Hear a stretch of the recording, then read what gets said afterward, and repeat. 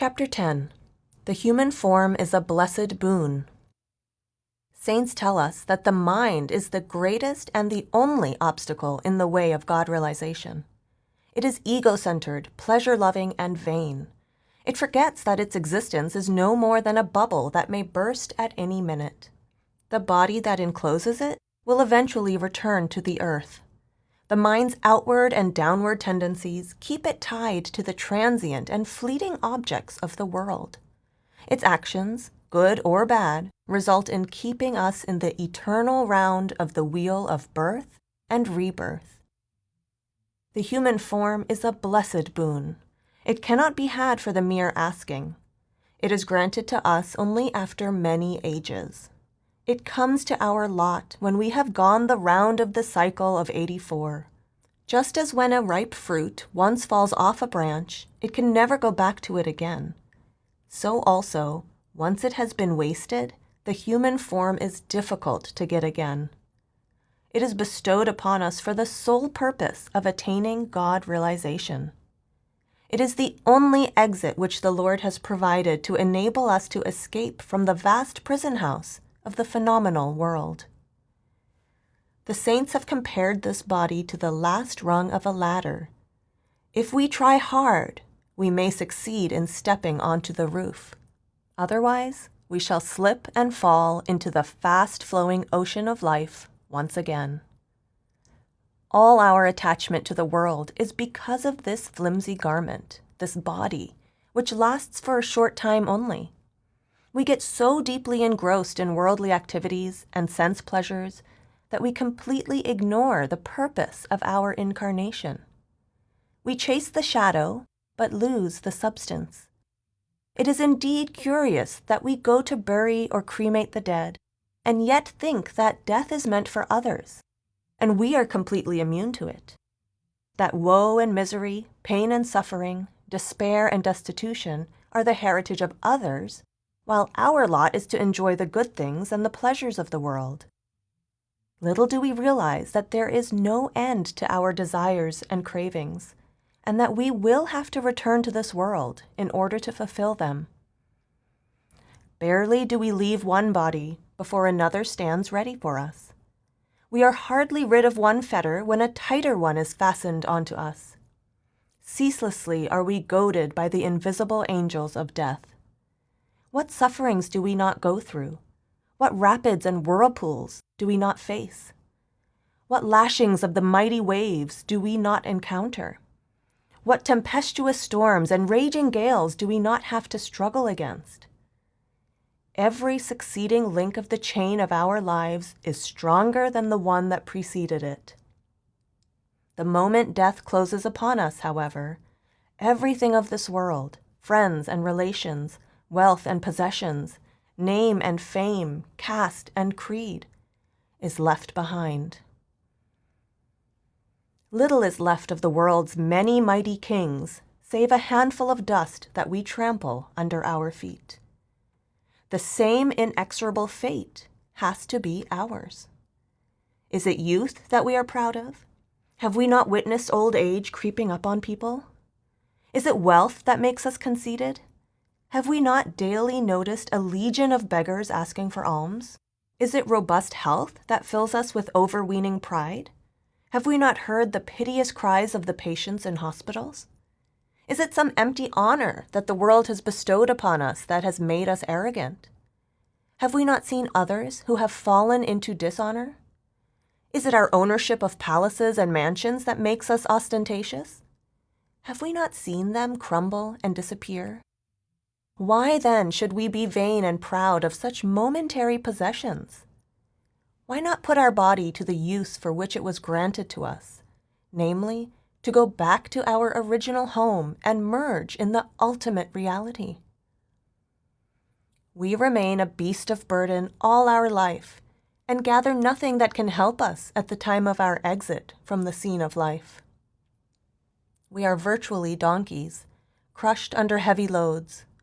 It is not love for the transient, but love for the eternal that will be our real succor, our true sustenance, our unfailing staff, and our true haven, where we can enjoy lasting peace. It alone will bring us peace here and beyond. The soul is of the essence of the Lord. It is a spark of the divine flame. In its descent, however, it has been caught in the invisible net of illusion. It has taken the mind as its guide and companion. But the mind is itself under the sway of the senses. Whatever the senses desire, the mind does their bidding, and the soul, which is pure and stainless, has to suffer the consequences. Neither good nor bad deeds can release it from its captivity, and it suffers the pangs of its separation from the Lord, like a bird in the cage. Because it is our ego that stands in the way, we should learn to eliminate pride and egotism and make the mind humble and meek. It is I-ness that is responsible for luring us into the snares of the phenomenal world again and again. We should therefore take a lesson from the saints, who are models of humility and regard themselves as the lowliest of the low and the slaves of the sangat of their master. The saints initiated the system of service with a view to teaching the mind humility, and in order to eliminate its egotism. When we work shoulder to shoulder with others, the rich and poor, the wealthy and the destitute, we begin to realize the equality of all human beings. Let us not forget that we are all actors on this stage and play the roles assigned to us. Why should any feeling of superiority ever arise in us? The more humble we become, the nearer do we come to God and to His devotees. It is the heavy, fruit-laden branch that always bends low. The mighty rivers flow toward low-lying lands. Tulsi Sahib says that the lowly have swum across the ocean of the world, while the vain and those of high social standing have sunk. Jesus Christ says, "Blessed are the meek." Likewise, we must guard ourselves against lust and anger. Lust blinds the mind, drags us down, ruins our health, and can ultimately make our lives utterly miserable. Where lust is, Nam is absent. Where Nam rules, lust is not to be found. Just as day and night do not exist together, so also lust and devotion to God cannot exist together. Anger scatters our attention, stirs up struggle and strife, and causes confusion. Under the influence of anger, we commit deeds that may land us in lifelong incarceration. Anger and concentration at the eye focus are ill-matched. They are mutually antagonistic. We absorb the qualities of the company we keep. If we keep company with worldly people, we are sure to entertain worldly desires and suffer dire consequences. If, on the other hand, we associate with the saints, we will undoubtedly be attached to them and will be dyed by them in their own hue. Saints are the waves of the ocean of Satnam. They preach Nam and ultimately go back and merge in Nam. Jesus Christ says that the sower, who is the master, soweth the word. The real form of the saints is Nam, and bound by their love, we will also ultimately get attached to Nam and merge into it. Love is an essential prerequisite of faith. It is its vital ingredient. It is faith that moves mountains. It is because of faith that we fearlessly journey in trains, fly thousands of miles in airplanes, and ride in automobiles on the highways. Without abiding love and implicit faith, it is impossible to follow the path charted out for us. Even in the case of worldly affairs, whenever we have love and faith, we do not hesitate to give this love and faith to those whom we believe to be wise and prudent. We value their advice and carry it out to the letter. Even so, when we develop undivided love and unwavering faith in the Master, He connects us with Nam, the most precious treasure kept within us by the Lord. It is essential, however, that this wealth should not be dissipated in performing miracles merely for the sake of gaining name and fame, for such actions dry up the flow of grace to us. No father would ever willingly leave his wealth in the hands of a spendthrift son. So also our Supreme Father bestows His grace only if it is carefully guarded. It is granted to us for realizing God, and it should be used for this purpose alone. The Creator confers this wonderful boon on us only when we are in a position to keep it. In order, therefore, to deserve His grace, it is of utmost importance to keep strictly to oneself the inner experiences that one gains on the path. Saints lay great emphasis on satsang, for as Maharaj Charan Singh used to say, the discourses, besides imparting knowledge, also serve as a fence around the crop of meditation. Saints say that it is a rare soul who understands the uniqueness of Nam, who is deserving of this priceless treasure, who is a buyer of this precious gem. The worldly wise person is constantly absorbed in spouse and children, wealth and possession, honor and glory. Who really can pay Nam's price? Who is prepared to offer his own head? Who is prepared to annihilate his self in order to gain the treasure?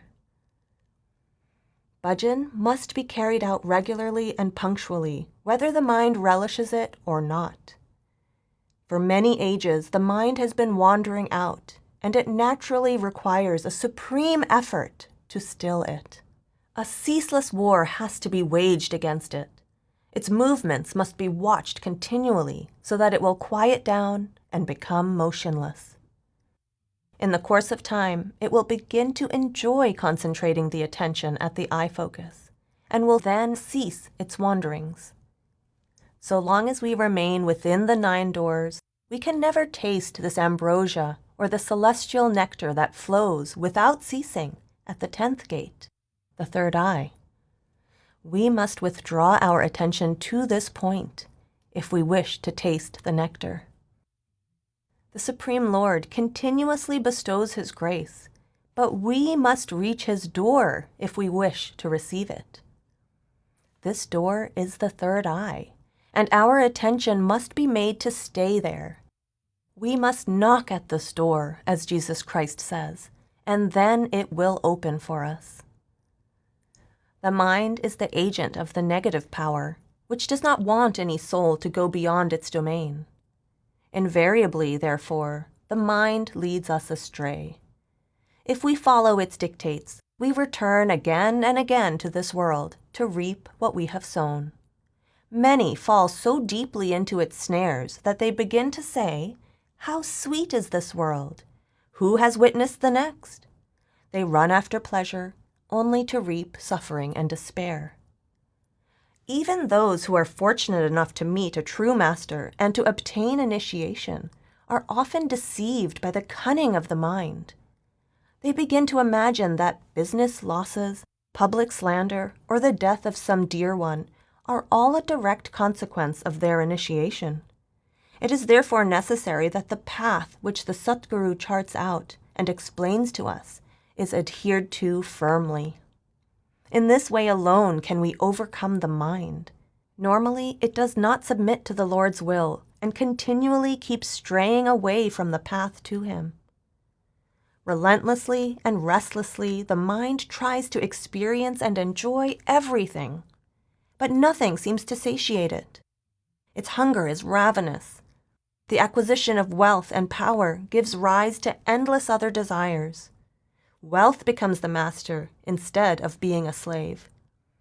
Like other passions, greed gradually forges heavy chains around us, binds us to the baser things of the world, and invariably hardens our hearts. Little do we realize that whatever we have to get in this life was imprinted on our foreheads long before we were born. We reap exactly what we have sown. No more, no less. Not a whit can be added to or taken away from our destiny. We are so overpowered by greed that even when we go to the saints, we carry at the back of our minds lurking desires for getting more and more worldly possessions, rather than a real longing for realization of the Lord.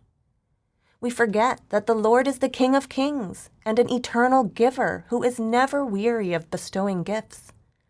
It is we who tire of asking. We become wholly absorbed in the gifts he grants us and completely forget the giver. If we were only to seek the giver, there would be no dearth of his gifts. So long as we follow the mind follows the senses, and the senses follow the objects of pleasure, there can be little peace or respite for us.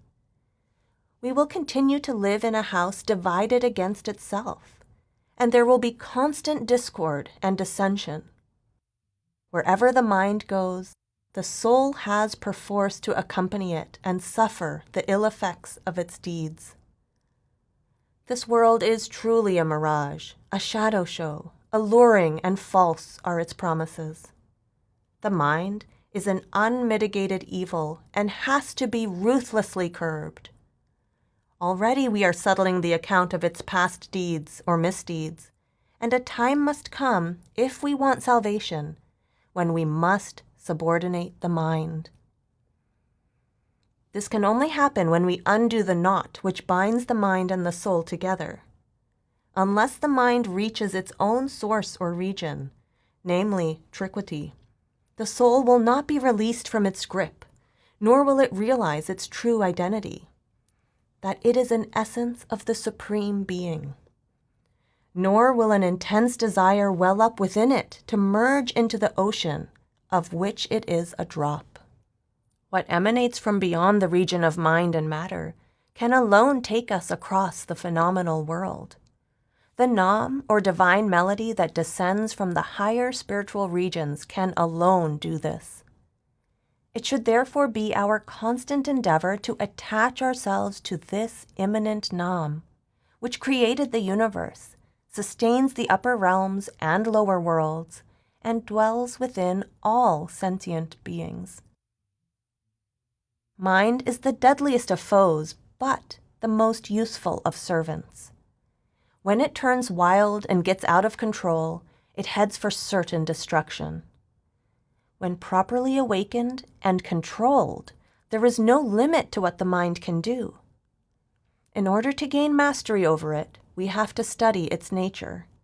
It is fond of pleasures, but no single pleasure can ever please it for all time to come. It gives up one pleasure as soon as it gets or sees a better one. Unless, therefore, it comes across something vastly superior to the pleasures it already has, it cannot be successfully weaned away from them. Otherwise, if it should become detached and found nothing to attach itself to, it would react and rebound and go back to its worldly pleasures and enjoyments with redoubled vigor. Mind is habituated to constant thinking and repetition of some kind, be it one's associations, vocation, possessions, or the like. Constant contemplation of things of this world brings before our eyes their shapes and forms at the time of our death, and bound by our love and attachment for them, the soul assumes forms that will enable it to enjoy those particular pleasures. Thus, we continue to remain in the wheel of 84 and become the creators of our own perpetual misery. Just as a drought-stricken crop can recover only with water, so can a mind used to the Simran of worldly objects get subdued only through Simran of the Lord. Everything that we see around us is fleeting and short-lived. God alone is eternal and everlasting, and whoever constantly carries on loving devotion to Him becomes, in the course of time, one with Him and eternal. In accordance with the teachings of the Satguru, we have to withdraw our body consciousness and concentrate it at the eye focus. This is a practice that can be performed without any difficulty by young and old alike. There is ample time during the day that we can all use for doing the Simran given to us at the time of initiation. A farmer can do so while plowing, a shopkeeper while in his shop, an office worker while going to and returning from his office. Sisters and mothers can do their Simran while engaged in their domestic work, cooking, sewing, knitting, and the like. Whenever the mind is not busy with some necessary work, it cannot be better employed than in Simran. Traveling in and waiting for trains, automobiles, or buses offer an excellent opportunity for doing Simran. In fact, while eating, drinking, walking, awake, or asleep, the mind must be habituated to engaging itself in Simran. We should get so used to Simran that even while talking it should be continued mentally. The 5 holy names must constantly revolve on their axis. It is only thus that the mind gradually gives up its ceaseless activity. Moreover, the practice of constant Simran will facilitate concentration at the eye focus when we sit for meditation. By and by, the mind begins to enjoy sitting at this point, and to the extent that it does so, it loses its attachment to worldly pleasures. Namdev says, "Repeat with thy tongue the Lord's name. With thy hands and feet engage in work. Thy heart in the immaculate Lord keep absorbed." As the mind becomes steady at the eye center, it must contemplate on the form of the Satguru, and after attuning the soul to the divine melody, merge in the Master. It must be stressed that the form to be contemplated is that of the Satguru who initiated the disciple, even if he has left this mortal world. He is constantly watching over his disciples. As has already been stated, the Masters are Shabad incarnate, the Word made flesh. They come from the ocean of Satnam, preach Nam, and after their mission is over, merge in the ocean again. The soul of the disciple, too, is Shabad in essence. The body is a mere garment, both for the Satguru and the disciple. Our faith in relying on adepts of past ages is of little benefit, as they are no longer available to give us guidance or take us within. Those who lived in the time of a particular saint and were initiated by him became like him. Others cannot have the benefit of personal guidance from him. Therefore, keep your attention constantly fixed on Nam and faithfully absorb the true teachings of the saints, to withdraw the body consciousness and join it to the immanent power, Nam, Shabad, Word, or Logos. It is in this way alone that the vain and turbulent mind will be subdued. Becoming humble, giving up lust, anger, and greed, withdrawing attention from the 9 apertures, fixing it at the eye center, contemplating on the form of the Master with abiding love, faith, and devotion, making the mind steady and motionless, attaching the soul to the divine music, we merge in the Supreme Being, with whose essence our soul is one. This is the way that true and everlasting bliss is born, and the soul is freed of its chains and returns to its divine home.